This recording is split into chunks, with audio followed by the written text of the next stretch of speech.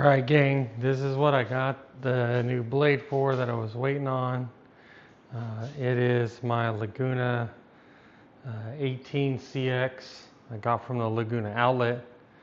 Was a good purchase to get from there. It has a smaller warranty, but this was literally a new machine. It just came assembled. That was all that was done to it.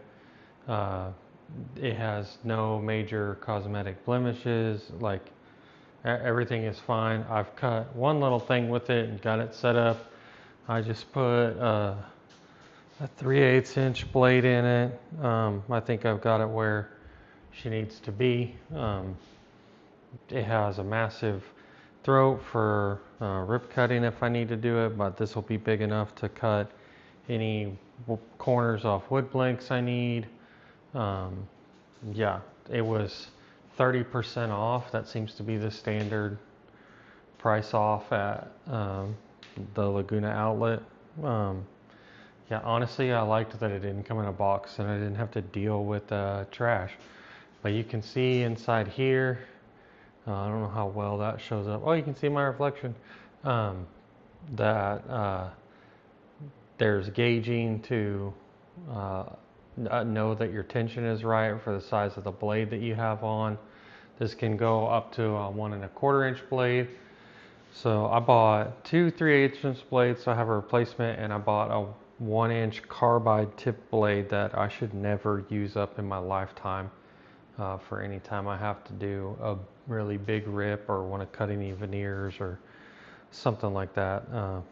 Yeah, it has an electronic and physical brake disconnect. So the moment this switch is engaged, it has a power interrupt that happens, but it also has like a bicycle brake in here that it uses to stop the actual clamping force to stop the wheel from going around. Yeah.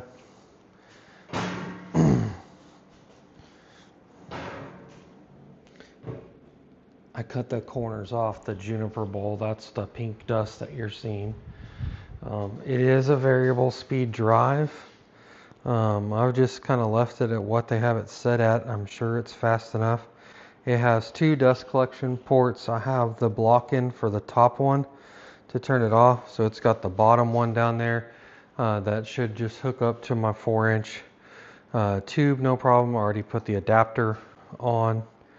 And yeah, so we're gonna give this a go. We've got it set at 2100 RPM. So it's because it's in high gear. So this little toggle here switches it between high and low gear, and that changes the speed there. And then the tension on the V-belt on the inside adjusts where that rides. Kind of like a CVT. It's got your typical, my screen turned off on the back, I can't see what I'm doing. It's got your typical cant adjustment. It's got a lever for min-max tension on the blade. So I crank that up so I can pull down this lever and loosen the blade enough to get it off. This will lock the spindle in place if we don't want to be able to run this up and down.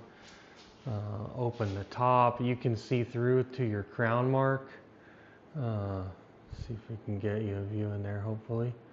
Yeah, so you can see through to know if you got your gullet in the center, which I feel like I pretty much do.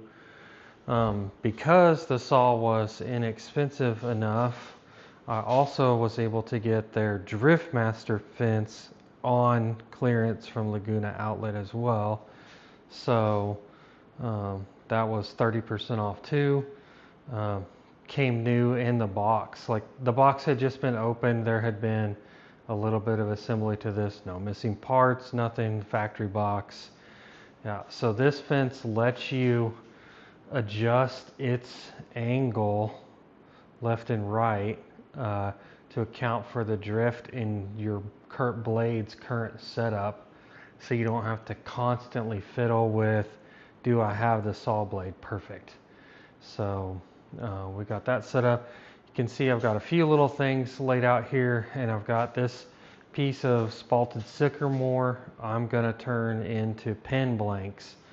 So I want to try and get as many out of this as I can. It's not quite 2 inches across. I need about a 3/4 inch square. So I'm going to cut this in half. That's going to give me 7/8 on either side. And then I'll cut those down into 7/8 rips. And I may have to take one edge of this off because it's got some checking. Hopefully that comes through okay. That's not spalting those spots there, and so there's a little bit of checking that's gone through. We're gonna give it a go, see how bad it is, and then decide if I have to cut this down enough for that, or maybe I just lose those 2 blanks, you know, or they're not going to end up as part of the wood. Maybe I can get them where they're part of the chuck. We'll see.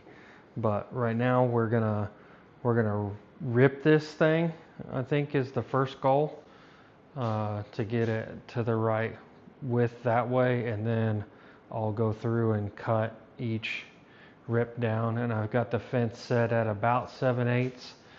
I don't necessarily have to have it perfect. I just need them to be pretty close to square. I'll do them like the Paduke blanks, and then we'll get them turned. We'll mark the whatever, and when I get the rest of the pen stuff, we'll bore them.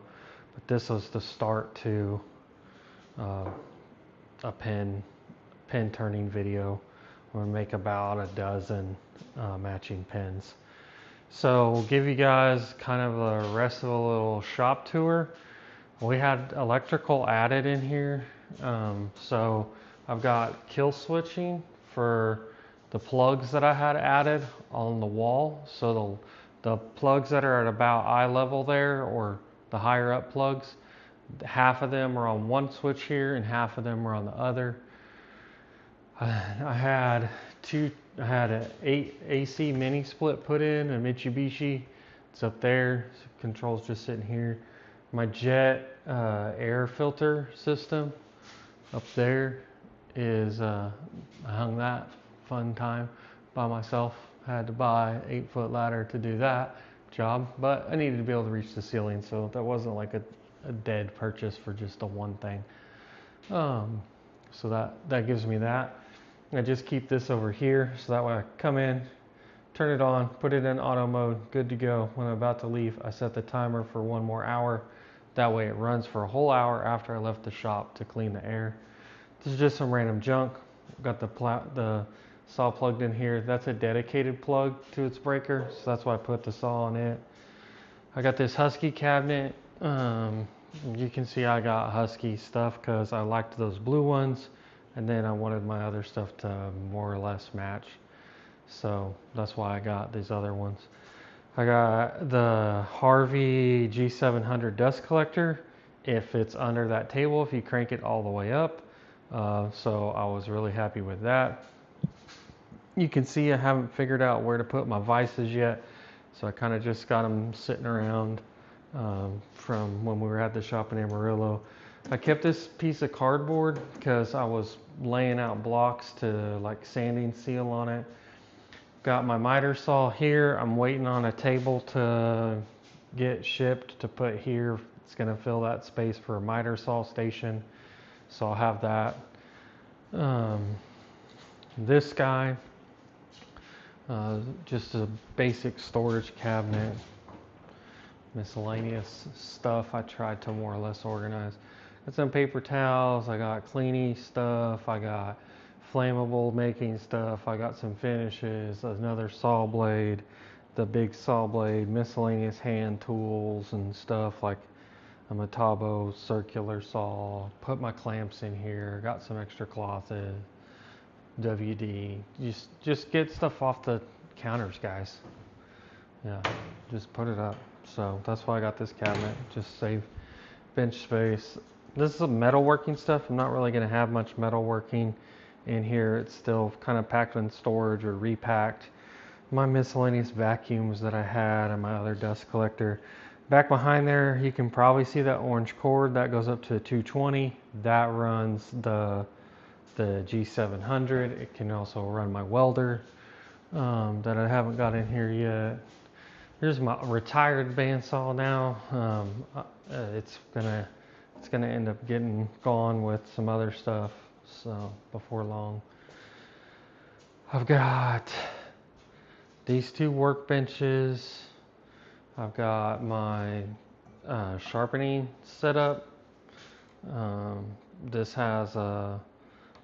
captures the gouge. You set the consistent depth, and then it has an A toggle or a B toggle, so that adjusts the taper slope, and then it's got depth settings that are consistent, so it just lets you be, and then this rotates, so you get a real consistent pattern you can set every time. Then this side is pretty well flat as I mean it's a round over, but it's pretty flat. This one's 180 grit, and this one is 600 grit. So this one's rough, but it does a good job on like my scrapers and stuff like that. It's plenty sharp enough for those. And then I've got like a knife sharpening jig back here. If I need to do knives, it'll go in one of these slots and then give me a bar to run off of to fix that. And then this guy, this groove can take these angles, so that forces me to 15 degrees sweep or 25 or just a raised flat. That's got some like V groove, round groove, square, and then this is just true flat. Yeah, so it's got some variability. Then it has its own angle adjust, whether I want to go from 0 to 60 degree, and a few different common setups. So that's been really nice touch. And then it comes with, or you use these waxes on it to fix the deal. And I got this from Wood Turner's Wonder. That's where I got this set up too. It's a low speed grinder, it says. It's still pretty fast. This is the original fence for the bandsaw. I haven't figured out where it goes. Miscellaneous. That's why when you see me get a tool, I'm like, turn around and walk over here, because I'm coming over here to pick them. I just kind of keep them laid out here. This is where I've set up stuff in the past for when you see me put my little turntable out. That stuff's down here in the drawer. Chainsaw, super glues, my air compressor. I still have not found my hoses from storage, so that's why you have not seen me use my air compressor or anything like that. Another workbench. This workbench is a crank top, so this will raise up and down, gives you storage in the top here, and on the back side there's a channel in the middle you can't use, but I have been keeping, when those get put away, they go in here, so that gives me quick access to this. But I got tired of opening the thing all the time. F-clamps, a crank wing that I used to move some logs before, junk, miscellaneous blanks. That was the idea of this shelf, that I'd put blanks up here, some off-roading stuff for my truck. Yeah, so that's pretty much it. But you can see we've got a lot of stuff to work with. That's some more maple. I don't remember what that is. The rest of these are labeled. Here's some even more of that same sycamore. Here's some even more of that same sycamore that we're working on. I got those at a local store, getting through them. Piece of Paduke, couple pieces of Grandiola, or however you say it, several different spindle blanks or handle blanks, whatever I want to turn them into. another big old piece of maple that I gotta do. I think this is another piece of padauk, piece of pine, unknown walnutty looking thing. Not sure what it is. It wasn't labeled. And then a buddy of mine wants me to see if I can turn this into a plate. I tried to tell him that ingrain does not turn very well, but we're gonna give him a go, and that's gonna probably be our next turning video for a bowl that we see. I don't know how it's gonna work out. I'm gonna have to use my Cosworth chuck on it if I even can. That's one of the first bowls I did. It's trash. It's not at all like it's supposed to be. Don't look at it.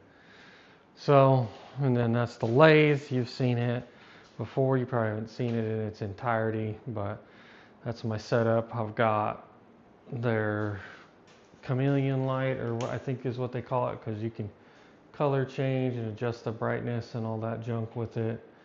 You can make it more orange, make it more blue. Just try and keep it at a pretty neutral white. And of course you can adjust the brightness of it. And then the Laguna Spotlight deal. That's a halogen bulb. It actually gets kind of hot pretty quick. That little fan that I talked about. Tailstock, yay. I keep a little magnet panel right here.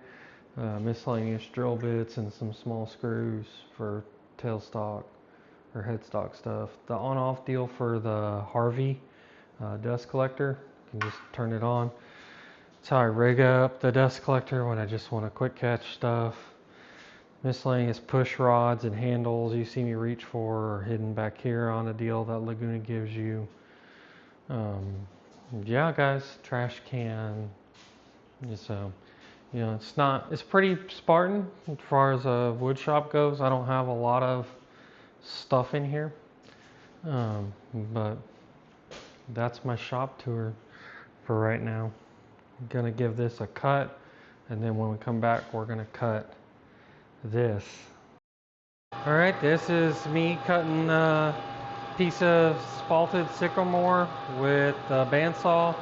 This is the first time it's making a rip cut. We're gonna give this a go. It's pretty narrow, so I'm gonna use some of my table saw push sticks to guide this through here. Hopefully I can keep it pretty square.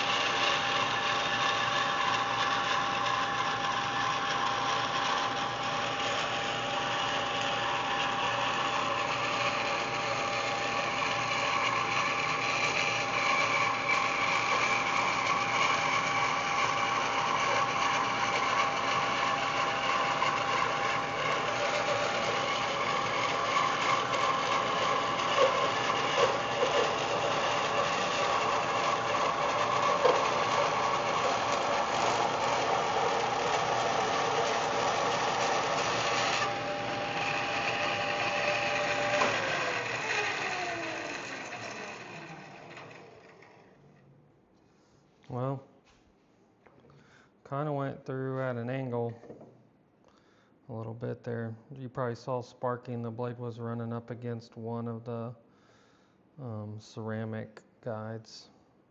Hopefully this is still 3/4 of an inch, give or take. This whole side is good.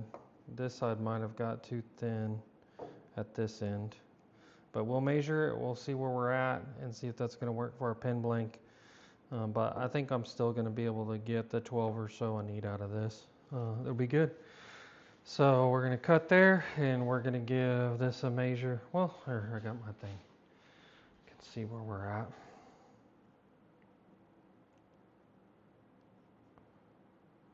Yeah, it came out 7/8 there.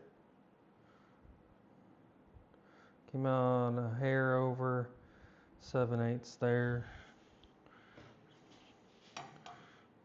And down here, you probably can't see this, sorry guys. 7/8 there. A little under 7/8, but more than 3/4. Okay, so I'm more than 3/4 on all of these. That's great. So we're gonna leave our 7/8 rip that I've got here where it's at. Yeah, I'm still basically there.